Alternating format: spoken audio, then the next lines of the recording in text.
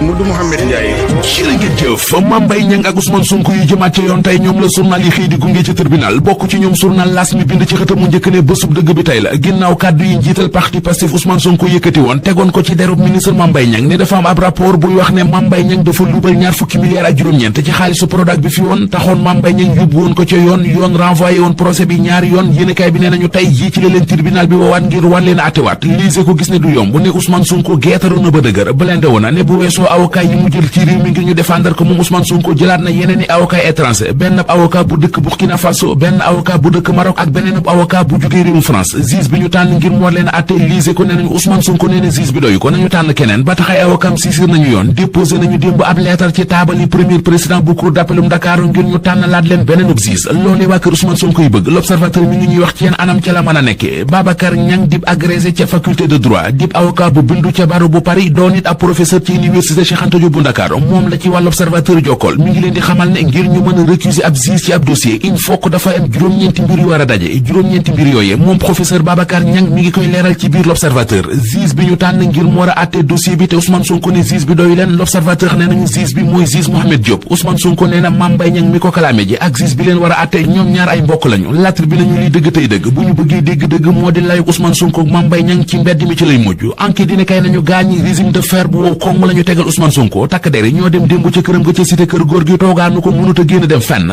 manifestation yi mu woote woon ci Ndakaaru sax enquête dina kay nee nañu fa mu ko waxee woon fa la yam gaay mi di waa parti Pastef journal bi ñu xamal ne ñoo ngi ñaawlu résidence surveillée gi ñu def seen waajur Ousmane Sonko te tegewul fenn waa APR ñoom li ñuy ñaawlu enquête dina kay nee nañu moo di woteeg fitna gi Ousmane Sonko dëkkee wote ci réew mi manifesté yi waa yeewee askan wi namoon démb ci ñeent fukki département ak juróom-benn yi ci réew mi source waa nee nañu sottiwul mujjutaam ndax ñoom waa yeewee askan wi takk deri dañu leen a neutraliser Ousmane Sonko mi woote woon manifesté yi moom ci jëmi boppam mënutoon a génn këram takk deri ñoo ko emprisonné biir këram bi mu génnee sax ne dafa yóbbu doomu école mu dem jàngi la ko ca takk deri tegal muy dugaatal yéenekaay bi nañu gis nañu ay député yu bokk ci yeewee askan wi yu bëggoon a dem cité kër góor gi ca kër Ousmane Sonko ngir jàppale ko waaye force de sécurité yi may ñu leen fu ñu yàq seenu ñàkk ay lacrymogène lañu leen dóor ba ci leen gaañee député Guy Marius Sagna ci tànk caleçon honorable député wàtt ci mbeddi Ndakaaru yi yéenekaay bi di Source A nee nañu démb lañ ko gis bi député Guy Marius Sagna summeetu ba yëm ngir doon wane fi ko gaañi ca place de la nation it yéenekaay bi nee nañu gis ñu fa benn leaderu yeewi askan yi ba seen benn militant bu fa demoon di manifester ay alkaati yi kese ñoo fa newoon ci suba si ba ci ngoon si donte dégg nañu waa Pastef ñu ne dañuy dem